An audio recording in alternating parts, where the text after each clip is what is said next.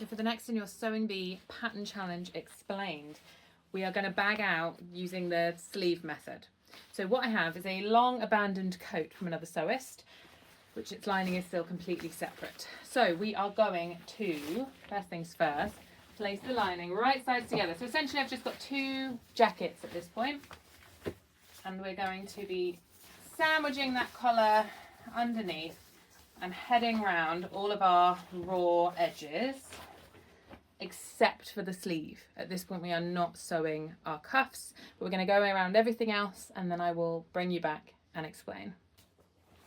So we have a jacket, it's sewn all together except for at the sleeves of these cuffs. And what's tempting at this point, what a lot of people try to do, is just to pin around like so, because that's sort of how it looks like it should be done. Now it's in the sleeve. I have a hole in one of my sleeves, so what will then happen is if we go to then turn it right side out, you'll end up with perpetually having this problem where it doesn't go back in, it's just doesn't turn. You'd end up in a really constant cycle of doing it.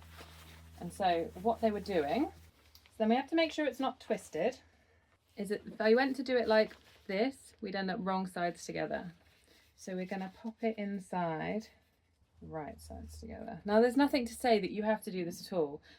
It would be perfectly acceptable to turn your jacket all the way around and then just to hand stitch your cuff closed. It's not a very big distance and it really wouldn't take very long. However, for those of you who are curious, I'll pin this on so that now when I reach in through this hole, and the whole jacket gets pulled through this, you can see how instantly it's all sitting correctly and as it should. So we've got lining coming away from the cuff rather than being added on.